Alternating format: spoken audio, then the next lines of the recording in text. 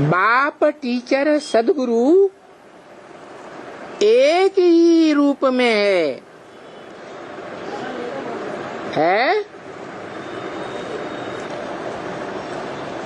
ये नहीं कहा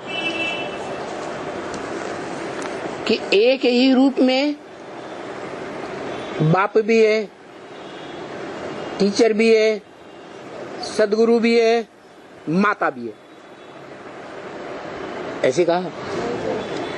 माता को निकाल दिया।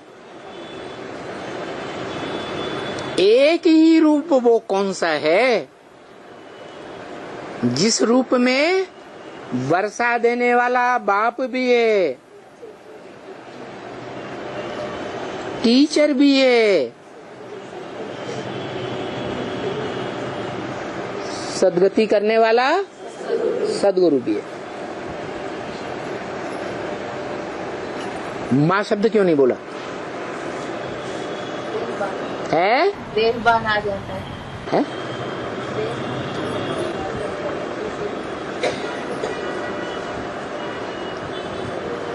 इसलिए नहीं बोला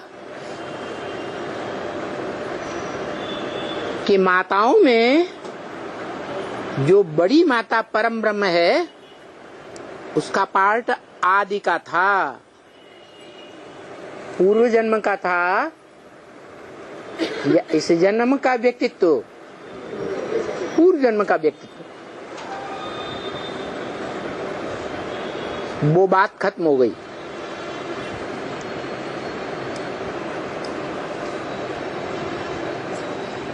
इस जन्म में एक ही व्यक्तित्व है 500-700 करोड़ मनुष्यों के बीच में। अंग्रेजी में कहते हैं पर्सनालिटी, उर्दू में कहते हैं शख्सियत। जो बाप भी है वर्षा देने वाला, टीचर भी है और सदगुरु भी है। लेकिन है माता नहीं है। हाँ, माता शब्द हटा दिया, क्योंकि माता कहें तो माता तो दुनिया में प्रसिद्ध है। कौन सा गुण?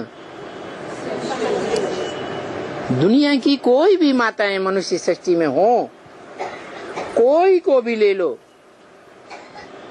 वो माताओं की एक खासियत है कि उनमें जितनी सहन शक्ति होती है उतनी पुरुषों में नहीं होती। तो माता शब्द निकाल दिया। क्या? क्योंकि वो शिव है जो ज्ञान सूर्य है,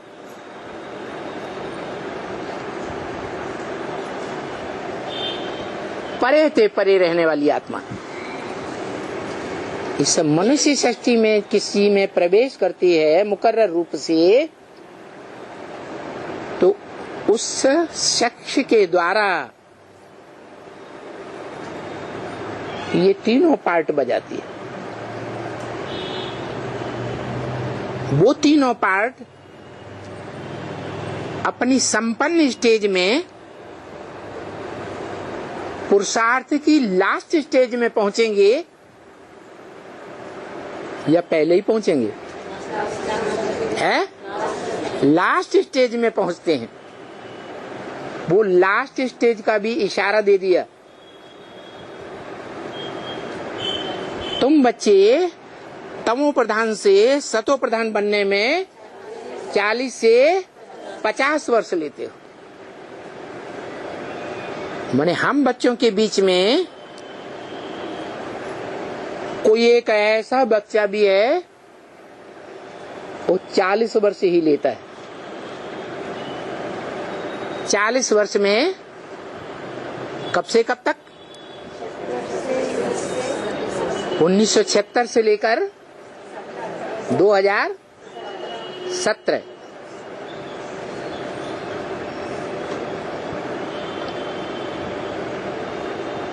तो 77 कहना चाहिए, 76 क्यों कहा?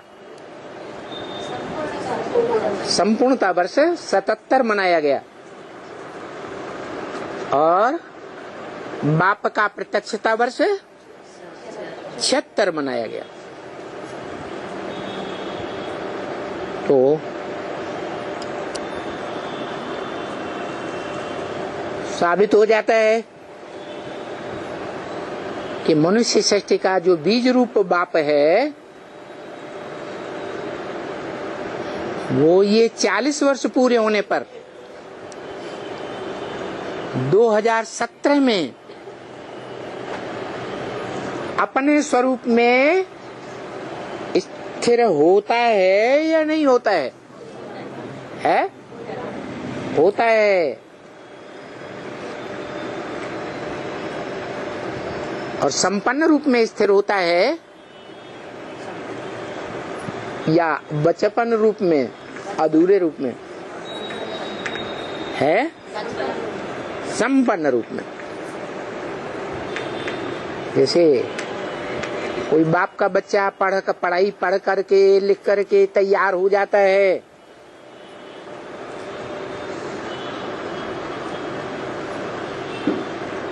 और पक्का सेवाधारी बन जाता है पूरे परिवार के बीच में।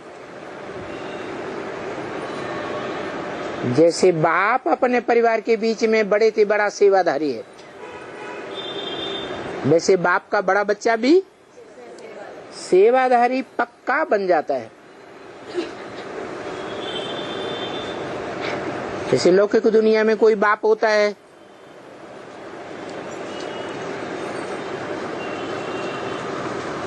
बड़ा बच्चा बाप की दुकान संभालता है, बाप जान लेता है कि और बच्चे अलबेले हैं और ये बच्चा पूरी जिम्मेवारी से सेवा करता है दुकान की, तो वानप्रस्थी हो जाता है और सारा कारोबार बच्चों को नहीं, बच्चे को सौंप देता है। तो ये जो 40 वर्ष हैं 76 से लेकर के 2070 है, नाम ही है इसका सत्य रह। क्या रहे? सत्य रहे, असत्य नहीं। इससे पहले भले असत्य हो लेकिन सत्य रहे, माने संसार में सत्य के रूप में प्रत्यक्ष होने लगता है। जैसे शिव बाप सत्य है, ऐसे बच्चा भी सत्य है। जो ब्रह्मा मुख से शिव बाप ने भी बोला, मेरे पास जो कुछ भी था मैंने तुम बच्चों को सब कुछ दे दिया, मेरे पास कुछ भी रहा नहीं। तो क्या दे दिया है? सत्य का ज्ञान दे दिया। तो जो सत्य का ज्ञान है वो सभी बच्चों ने ले लिया एक जैसा, या नंबर बार लिया? नंबर बार लिया। जिस बच्चे ने अव्वल नंबर में गीता ज्ञान ले लिया, सुन लिया, समझ लिया और प्रैक्टिकल जीवन में धारण भी किया, वो बच्चा इस मनुष्य सृष्टि में कैसा भाग्यशाली बताया है? सौभाग्यशाली। पद्मा पदम भाग्यशाली नहीं है। और भी तो बच्चे हैं, उनका नंबर नहीं लगेगा। कोई 100 भाग्यशाली, कोई 1000 भाग्यशाली नहीं लगेगा। कोई लाख भाग्यशाली, कोई करोड़ों भाग्यशाली, कोई पद्म भाग्यशाली है, पद्म। हाँ, तो जो अर्जुन गाया हुआ है, शिव बाप ने कहा अर्जुन एक नहीं है, अर्जुन अनेकों के नाम है। जो ज्ञान का अर्जन करता है उसका नाम अर्जुन। अब किस नंबर का अर्जुन? तो जितना ज्ञान अर्जन करता है उसी नंबर का अर्जुन।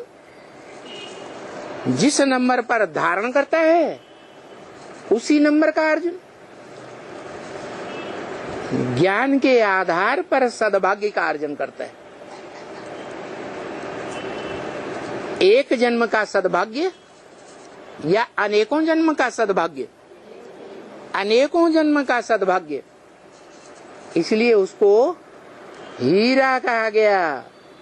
क्या कहा गया? हीरा। जो हीरा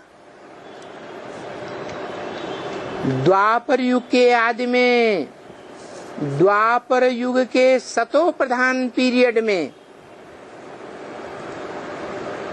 जो यादगार बनी पहली सोमनाथ मंदिर में पूजा गया, वो हीरा किस आत्मा की यादगार है?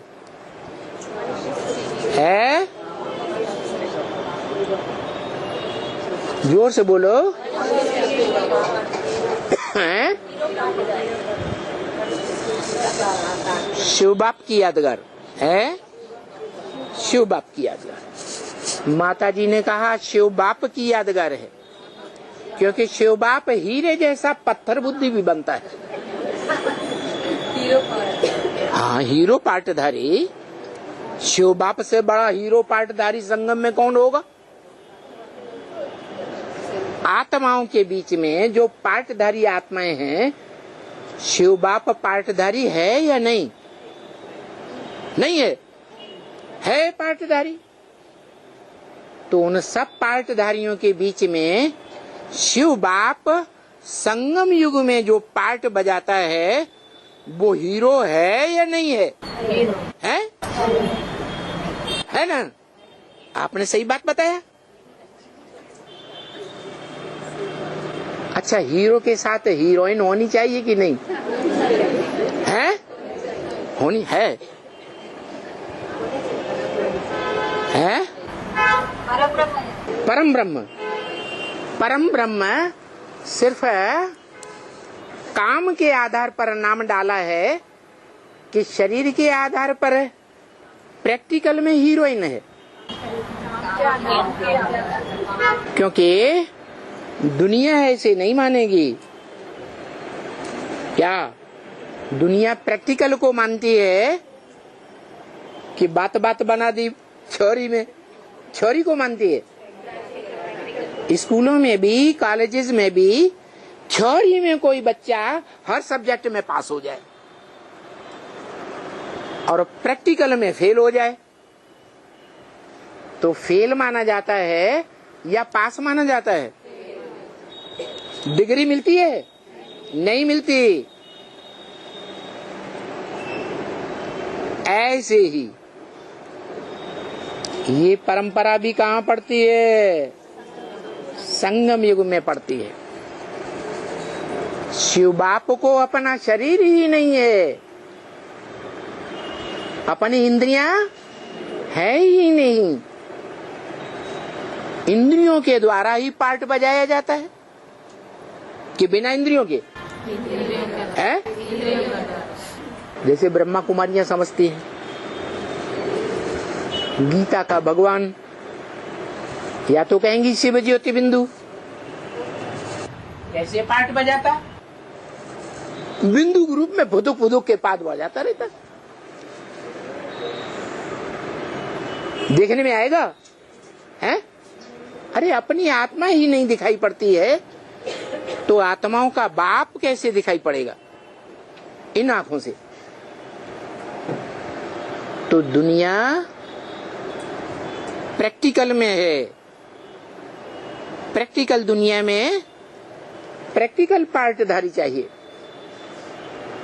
प्रैक्टिकल पार्टधारी शिव बाप जब आते हैं तो जिस तन में प्रवेश करते हैं उसको प्रैक्टिकल पार्टधारी बताते हैं और क्लियर कर देते हैं, मैं त्रिकालदर्शी तो हूं लेकिन मास्टर त्रिकालदर्शी नहीं। क्यों? मास्टर उसे कहा जाता है जिसको मास्टरी प्राप्त हो, प्रैक्टिकल में करके दिखाए। कोई ने वकालत पास कर ली,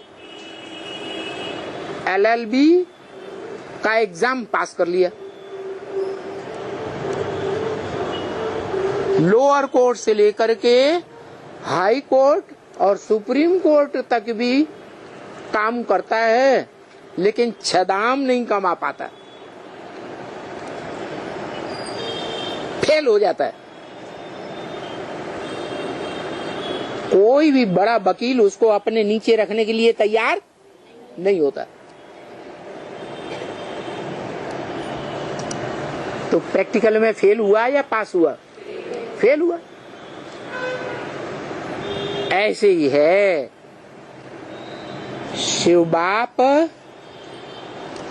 जानते हैं त्रिकालदर्शी होने के कारण कि सब मनुष्य सृष्टि में कौन सी पार्टधारी मनुष्य आत्मा है जिसने पूर्व कल्प में संगम युग में जब मैं आया था तो मेरी बातों को ग्रहण किया, प्यार से सुना, सुनाया, समझा, समझाया और प्रैक्टिकल में करके भी दिखाया।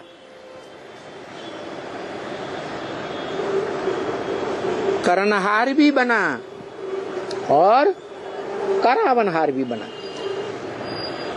वो जानता है पहले से कि नहीं है? जानता है। और एक जन्म की बात नहीं, हर जन्म में वो हीरो पार्टधारी है, हीरो का ही पार्ट बजाता है। क्या? नीचा पार्ट नहीं बजाता।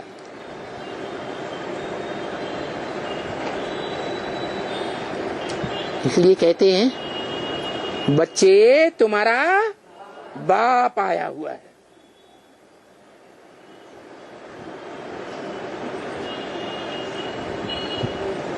अच्छे भाव में लें तो अच्छाई में बाप आया हुआ है, और बुरे भाव में लें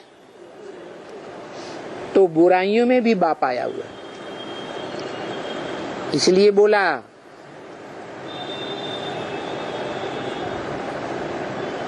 स्वर्ग की दुनिया मेरी है तो नरक की दुनिया मेरी नहीं है क्या? है?